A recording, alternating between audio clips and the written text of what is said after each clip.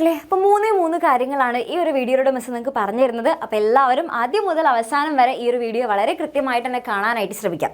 അതിലൊന്നാമത്തെ കാര്യം എന്ന് പറയുന്നത്, പൊതുവേ നമുക്ക് എല്ലാവർക്കും ഭയങ്കര സന്തോഷം ഉണ്ടാക്കുന്ന ഒരു കാര്യമാണ്. പക്ഷെ എന്നാൽ കുറച്ച് മടിയൊക്കെ പിടിച്ചിരിക്കുന്ന ആൾക്കാരാണെന്നുണ്ടെങ്കിൽ കുറച്ച് സങ്കടം ഉണ്ടാക്കുന്ന ഒരു കാര്യം കൂടിയാണ്. ഏതാണ്? നമ്മുടെ സ്കൂൾ തുറക്കാനായിട്ട് പോവുകയാണ്. അപ്പോൾ ജൂൺ 2-ാം തീയതി ആയിരിക്കും സ്കൂൾ തുറക്കുന്നുണ്ടായിരിക്കുക. അപ്പോൾ അതിൻ്റെ ബാക്കിയുള്ള ഡീറ്റെയിൽസ് ഒക്കെ ഇവിടെ കൊടുത്തിട്ടുണ്ട്. അപ്പോൾ ജസ്റ്റ് നിങ്ങളൊന്ന് അറിഞ്ഞു വെച്ചാൽ മതി. അപ്പോൾ ജൂൺ 2-ാം തീയതി ആകുമ്പോഴേക്കും ഫുള്ള് പ്രിപ്പയർ ഒക്കെ ചെയ്ത് വയ്ക്കുക. അടിപൊളിയായിട്ട് നല്ല ഉഷാറായിട്ട് ഇത്തവണത്തെ അധ്യയന വർഷം നമുക്ക് കഴിഞ്ഞ വർഷത്തിൽ പറ്റിയിട്ടുള്ള എല്ലാ പാളിച്ചകളൊക്കെ മാറ്റിയെടുത്ത് നല്ലൊരു അടിപൊളി വർഷമാക്കണം. നല്ല മാർക്ക് തന്നെ ഇത്തവണ സ്കോർ ചെയ്യണം. അപ്പോൾ നല്ലൊരു വാശിയോട് കൂടെ തന്നെ പഠിക്കാനായിട്ട് സ്റ്റാർട്ട് ചെയ്യണം ഇപ്രാവശ്യം. Okay, ready? അപ്പോൾ അതുവരെ വെക്കേഷൻ നമുക്ക് കുറച്ചും കൂടെ സമയമുണ്ട്. അപ്പോൾ വെക്കേഷൻ ടൈമൊക്കെ എൻ്റെ കുട്ടികൾ നന്നായിട്ട് എൻജോയ് ചെയ്യാം. ഇനി രണ്ടാമത്തെ കാര്യം എന്ന് പറയുന്നത് മിനിമം മാർക്കാണ്. അപ്പോൾ നമുക്കറിയാം ഇത്തവണ 8-ാം ക്ലാസ്സിൽ മിനിമം മാർക്ക് നിർബന്ധമാക്കിയിട്ടുണ്ടായിരുന്നു.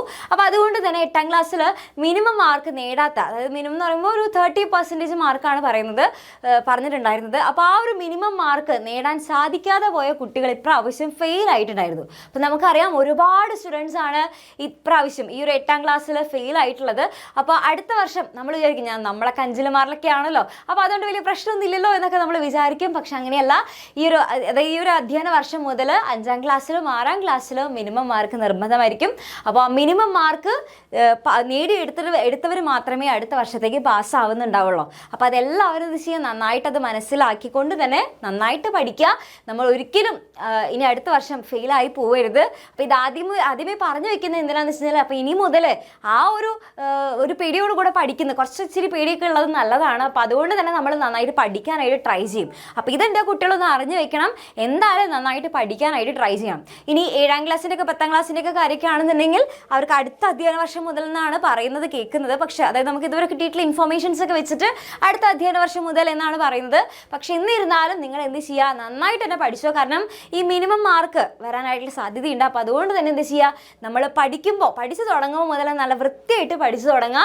നമുക്ക് ആ ഒരു കാര്യം മനസ്സിലുണ്ടായിക്കോട്ടെ. കാരണം മിനിമം മാർക്ക് കിട്ടിയിട്ടില്ലെങ്കിൽ ഞാൻ ഫെയിൽ ആകും എന്നുള്ളത് നിങ്ങളൊന്ന് മനസ്സിൽ വെച്ചുകൊണ്ട് തന്നെ കറക്റ്റായിട്ട് തന്നെ പഠിക്കാനായിട്ട് ട്രൈ ചെയ്യാം. Okay, ready? അപ്പോൾ ഈ 2 കാര്യങ്ങൾ എന്തായാലും നിങ്ങൾ ശ്രദ്ധിക്കുക. ഇനി മൂന്നാമത്തെ കാര്യം എന്ന് പറയുന്നത് വേറെ ഒന്നുമല്ല, നമ്മുടെ എക്സാമിനറിൻ്റെ 6-ാം ക്ലാസ്സിൻ്റെ ബാച്ചാണ് യുവ ബാച്ച് എന്ന് പറയുന്നത്. അപ്പോൾ യുവ ബാച്ചിൽ ഇപ്പോൾ നമുക്ക് കുറച്ച് ദിവസം കൂടെ കഴിഞ്ഞ് കഴിഞ്ഞാൽ നമ്മുടെ ബാച്ച് ക്ലാസ്സുകളൊക്കെ നമ്മൾ സ്റ്റാർട്ട് ചെയ്യുന്നതായിരിക്കും. അപ്പം നിങ്ങൾക്ക് വേണ്ടിയിട്ട് നിങ്ങളിപ്പോൾ യൂട്യൂബിൽ കണ്ടുകൊണ്ടിരിക്കുന്ന ടീച്ചേഴ്സ് തന്നെയായിരിക്കും നമ്മുടെ ബാച്ചിലുണ്ടായിരിക്കുക. അപ്പോൾ ഇത്രയും നാൾ എൻ്റെ കുട്ടികൾ 5-ാം ക്ലാസ്സിൽ നിങ്ങൾക്ക് ബാച്ചസ് ഒന്നും ഉണ്ടായിരുന്നില്ല. അപ്പോൾ നിങ്ങൾക്ക് അറിയുന്നുണ്ടായിരിക്കില്ല അതിൻ്റെ എന്താണ് ഡിഫറൻസ് എന്നുള്ളത് നിങ്ങൾക്ക് ചിലപ്പോൾ മനസ്സിലാവുന്നുണ്ടാവില്ല. അപ്പോൾ അത് മിസ് പറഞ്ഞുതരാം. അതായത് ഇത്രയേ ഉള്ളൂ. നിങ്ങൾക്കിപ്പോൾ യൂട്യൂബിലെ ക്ലാസ്സുകൾ എന്ന് പറഞ്ഞു കഴിഞ്ഞാൽ നമ്മൾ എക്സാം ഓറിയൻറ്റഡ് ആയിട്ടുള്ള ക്ലാസ്സുകളായിരിക്കും നിങ്ങൾക്ക് പ്രൊവൈഡ് ചെയ്യുന്നുണ്ടായിരിക്കുക. അതായത് എക്സാമിന് എന്തൊക്കെയാണോ വേണ്ടത് അത് മാത്രമേ നമ്മൾ പ്രൊവൈഡ് ചെയ്യുന്നുണ്ടായിരിക്കുക. മാത്രമല്ല നമുക്ക് യൂട്യൂബിൽ ടൈം ലിമിറ്റ് ഒക്കെ ഉള്ളതുകൊണ്ട് തന്നെ നമുക്ക് നിങ്ങൾ വിചാരിക്കുന്ന പോലെ നിങ്ങളുടെ എല്ലാ ഡൗട്ടുകളും പറഞ്ഞു തീർക്കാൻ ചിലപ്പോൾ സമയം കിട്ടിയെന്ന് വരില്ല. മാത്രമല്ല നമുക്ക് ആ ഒരു ടൈമിന് ഇപ്പോൾ 1 അവറിൻ്റെ ഒരു ക്ലാസ് ആണെന്നുണ്ടെങ്കിൽ ആ 1 അവറിൻ്റെ ഉള്ളിൽ നമുക്ക് നിർത്തേണ്ടതായിട്ട് വരും. അപ്പോൾ അതുകൊണ്ട് തന്നെ നമുക്ക് പല ടോപ്പിക്കുകൾ നമ്മൾ സ്കിപ്പ് ചെയ്ത് പോകുന്നുണ്ടായിരിക്കും. അപ്പോൾ അങ്ങനെയൊക്കെ നോക്കിക്കഴിഞ്ഞാൽ നിങ്ങൾക്ക് ആ ഒരു എക്സാമിന് ആവശ്യമുള്ള കാര്യങ്ങൾ മാത്രമേ നിങ്ങൾക്ക് കിട്ടുന്നുണ്ടാവുള്ളൂ. ഫുൾ ആയിട്ടുള്ള ഒരു ഡീറ്റെയിൽ ആയിട്ടുള്ള ഒരു എക്സ്പ്ലനേഷൻ ഒന്നും നിങ്ങൾക്ക് കിട്ടുന്നുണ്ടായിരിക്കില്ല. പക്ഷേ നമ്മുടെ ബാച്ചിൽ അങ്ങനെ ആയിരിക്കില്ല. നിങ്ങൾക്ക് ഡെയിലി ക്ലാസ്സുകൾ ഉണ്ടായിരിക്കും. ഡെയിലി നിങ്ങൾക്ക് വേണ്ടിയിട്ടുള്ള ടീച്ചേഴ്സ് ലൈവായിട്ടായിരിക്കും നിങ്ങൾക്ക് ക്ലാസ്സുകൾ എടുത്ത് തരുന്നുണ്ടായിരിക്കുക. അതുകൂടാതെ തന്നെ നിങ്ങൾക്ക് വേണ്ടിയിട്ടുള്ള എല്ലാ നോട്ട്സുകളും നമ്മൾ പ്രൊവൈഡ് ചെയ്ത് തരുന്നുണ്ടായിരിക്കും. ഓക്കെ, ഇതെല്ലാം നമ്മൾ പ്രൊവൈഡ് ചെയ്ത് തരുന്നുണ്ട്. പിന്നെ അതുപോലെ നിങ്ങൾക്ക് ചാപ്റ്റർ വൈസ് ആയിട്ടുള്ള വർക്ക് ഷീറ്റുകൾ, കുറേ ക്വസ്റ്റ്യൻസ് ഒക്കെ ചെയ്ത് പഠിക്കണ്ടേ. അപ്പോൾ അതിന് വേണ്ടിയിട്ട് ചാപ്റ്റർ വൈസ് ആയിട്ടുള്ള വർക്ക് ഷീറ്റുകൾ പ്രൊവൈഡ് ചെയ്യും.